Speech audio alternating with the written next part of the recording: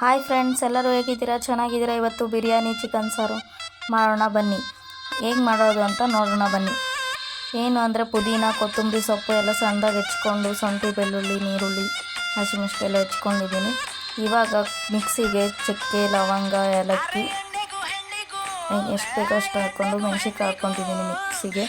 ಮತ್ತು ಬೆಳ್ಳುಳ್ಳಿ ಮತ್ತು ಶುಂಠಿ ಮತ್ತು ಕೊತ್ತಂಬರಿ ಪುಡಿ ಮತ್ತು ಈ ಸೊಪ್ಪು, ಕೊತ್ತಂಬರಿ, ಪುದೀನ ಎಲ್ಲ ಹಾಕ್ಕೊಂಬಿಟ್ಟು ಮಿಕ್ಸಿಗೆ ಹಾಕ್ಕೊಂಬಿಟ್ಟೆ. ಇವಾಗ ಒಗ್ಗರಣೆ ಕೊಡೋಣ. ಎಣ್ಣೆ ಹಾಕ್ಕೊತಾ ಇದ್ದೀನಿ. ಎಣ್ಣೆ ಹಾಕ್ಕೊಂಬಿಟ್ಟು ಆಮೇಲೆ ಈರುಳ್ಳಿ ಹಾಕ್ಕೊಳ್ತಿದ್ದೀನಿ. ಈರುಳ್ಳಿ ಚೆನ್ನಾಗಿ ಫ್ರೈ ಮಾಡಬೇಕು. ಈರುಳ್ಳಿ ಫ್ರೈ ಆದಮೇಲೆ ರುಬ್ಬಿರೋ ಅಂಥ ಮಿಶ್ರಣನ ಹಾಕಬೇಕು. ರುಬ್ಬಿರೋ ಅಂಥ ಮಿಶ್ರಣ ಹಾಕಿದ್ಮೇಲೆ ಒಂಚೂರು ಫ್ರೈ ಆಗಬೇಕು. ಫ್ರೈ ಆಗೋ ತನಕ ಬಿಡಬೇಕು. ಫ್ರೈ ಆದಮೇಲೆ ಒಂಚೂರು ಅರಿಶಿನ ಹಾಕಬೇಕು. ಅರಿಶಿನ ಹಾಕಿ ಬಿಡಬೇಕು. ಒಂದು ನಿಮಿಷ ಫ್ರೈ ಆಗೋ ತನಕ ಬಿಡಬೇಕು. ಆಮೇಲೆ ಚಿಕನ್ ಹಾಕಬೇಕು. ಚಿಕನ್ ಹಾಕ್ಬಿಟ್ಟು ಫ್ರೈ